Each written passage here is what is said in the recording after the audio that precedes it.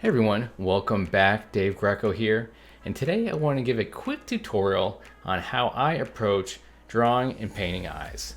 I want to go over a few things that I look for every single time I go to sketch and paint an eye, and maybe these little tips and things to look for can help you in the progress of your own work. So let's hop right over to it. Alright, welcome on in. So what we actually have here is a piece I completed earlier this week, but I really want to show you guys how I sketch and paint an eye, and without kind of a rest of a face. Semi-painted to show you how we incorporate how I paint an eye.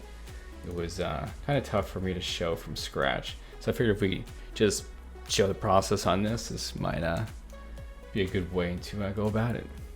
So say if this was a sketch and it was just blocked in, I had to start painting an eye. What's the number one thing I usually focus on to start? And for me, it's always going to be the upper lid.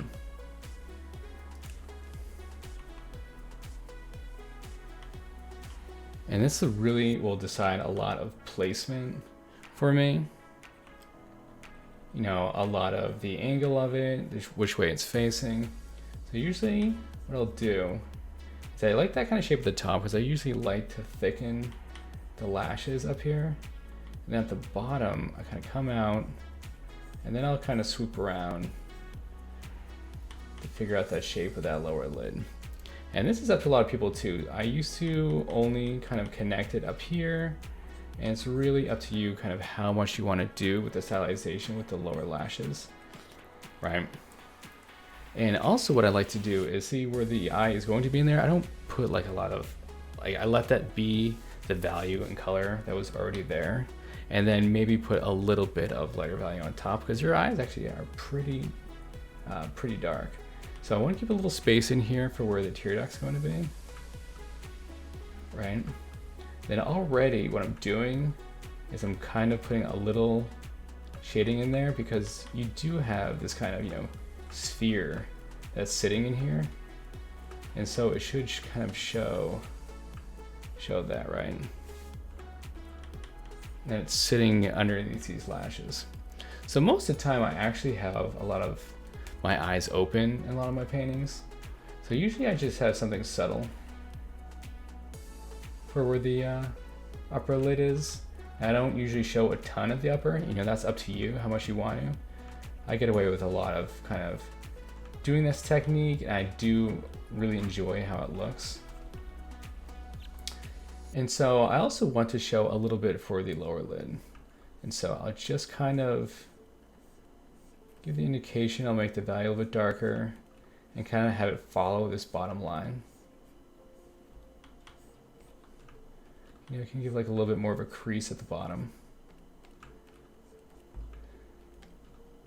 And so really at the bottom lid here this is kind of like where your lashes come out. And it depends how detailed you want to get. I like to get them in there. It's the same thing with the top, how kind of wispy you want it or thick at the end. Sometimes you could stylize it and have it be a little thicker down the bottom here. It's something I generally like to do. And then I like to have kind of like a lighter value right in here.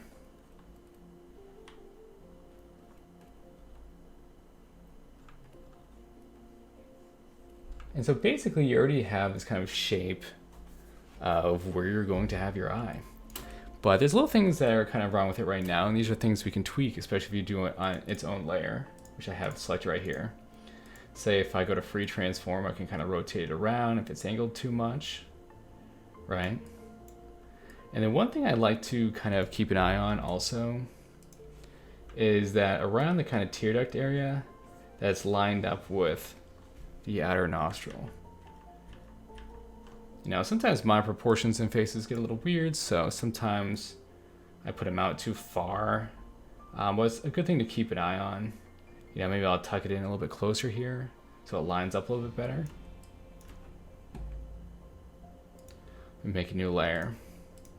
If you want, you can push this a little bit further, grab the airbrush, just kind of get a little more shading there, kind of push that pupil back, right? Pretty simple, not of like a lot of crazy marks that we did to establish where the eye is. And so what I like to do next then is kind of figure out where we want to put the pupil.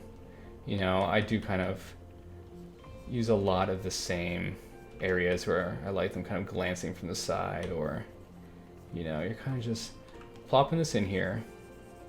And this is even something you could also do on its own layer to move around if it's not working properly, right? Because sometimes this could actually be a little more closed, right? Depends kind of how large you want it.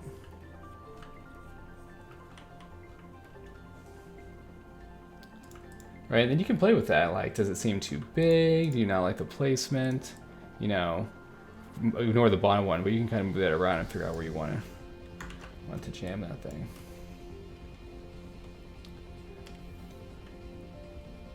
And then you can kind of play with the bottom and top placement. And so one thing also after is I'd like to get a shine that sits on top of it all. So if we go back to the airbrush again, I'm able to grab some of this kind of lighter color. And if you kind of brush this right across the top of it, you're getting a like a shine that exists over the entire thing.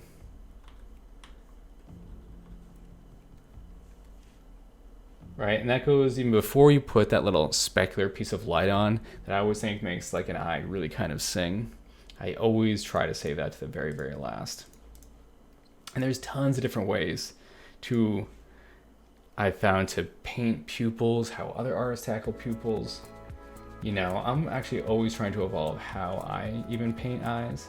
Like where you put the color in, where is your retina, like how big should your retina be? You know, do you fade any of this near the top? You know, it's something that I'm always trying to explore and to push. And so now I might take some of this darker color and really kind of get this upper lash back cracking again at the top. You know, you can spend all the time that you want kind of rendering these eyes out. You know, really dive in. You can really look up some pretty amazing reference on how detailed do you actually want it. You know, how much more makeup do you want to put on the character? You know, if they even get that. Right? And then, you know, you're figuring out these highlights. So like, where would a highlight sit on this thing? You know, maybe we could have something that's probably hitting from that light over there. You know, and it doesn't take much just to get a simple eyeball in there. You know, sometimes I'll go back, you can grab this airbrush again. Just kind of smooth out this top part. You can kind of get a little of that in there.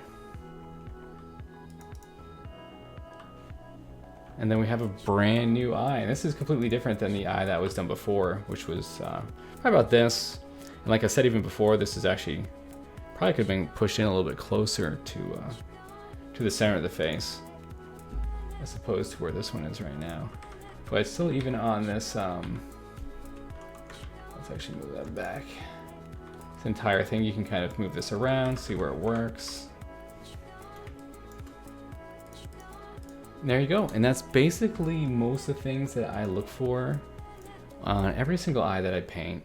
And just to recap a couple of those steps, it really was the shape. I'll do it with this color right on top. Some of these shapes for the upper lid. You know, going down with the curve at the bottom. You know, a little part for the tear duct. Making sure to show a little bit of the upper lid, especially if you're kind of looking down on the character. You know, a little bit underneath, and then figuring out your location where you want your pupil.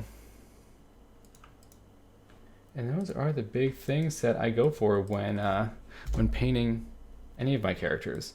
And so I hope those simple steps helped you guys out. It's not super technical. That's just not the way that I paint. There's a lot of amazing YouTubers and content out there if you really want to get technical into how the eyeball is put together and looks. Me, I just kind of shoot from the hip. I hope this helped you guys. I can't wait to see how this helps your own work. Thank you again, and I'll see you in the next tutorial.